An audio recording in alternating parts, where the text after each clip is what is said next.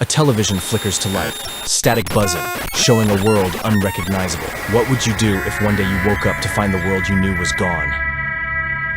I've never been a fan of horror stories. Their ability to stir emotions I thought were unique to me. Emotions far removed from the thrill or fear most people experience. My only confidant in this feeling was Sam, a friend with whom I shared more than just secrets, but a past stained by crime, and a desperate bid for quick cash that landed us in prison. Prison was a bleak period, void of the cinematic drama I'd half expected. Instead, it was a monotonous stretch of time that ended with a promise to myself: no more illegal endeavors. With my newfound resolve, I helped Sam, fresh out of prison, look towards a future that wasn't shadowed by bars, starting with a simple trip to the sea, hoping it would renew his spirits. The drive to the coast was a journey of its own, bringing us to a remote villa that seemed more a mirage than a real destination, promising a brief respite from our troubled pasts. Our arrival at the villa was met with oddities from the start. No signs, no sense of welcome, just an eerie silence and a reception that felt as abandoned as our hopes for normalcy. Despite the unsettling start, Sam and I tried to embrace the moment,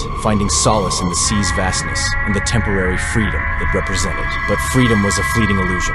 Waking up in a strange courtyard, the villa transformed into a prison without bars, replaced by towering walls and an undeniable sense of dread. We were prisoners again, but this time, our cell was open under the sky, confined by walls that offered no glimpse of the world outside, only the mocking freedom of an endless sea. In our isolation, the surreal became our reality, a courtyard of sand, towering walls, and a mysterious delivery of apples as our only sustenance. An indistinct haze. We clung to the faint sounds of the sea and the sporadic appearance of the hands over the wall, our only link to an outside we began to question. Our spirits faltered under the weight of monotony and mystery, until a rope, promising escape or a cruel tease, appeared over the wall, challenging our dwindling hope. The rope, withdrawn as swiftly as it was offered, was the prelude to a night of horrors that unveiled the true nature of our captors. Inhuman creatures with laughter as cold as their gaze. The creatures with their pale, fish-like appearance breached our last sanctuary, bringing with them the storm and a tangible fear that turned our blood to ice. In a desperate struggle for survival, I lost more than just hope. I lost a part of myself to the creature's merciless assault, a sacrifice that marked the beginning of the end of our ordeal. The aftermath was a blur of pain and desperation, with Sam's quick thinking as the only reason I survived the night. Our bond strengthened in the face of unspeakable terror. With daylight,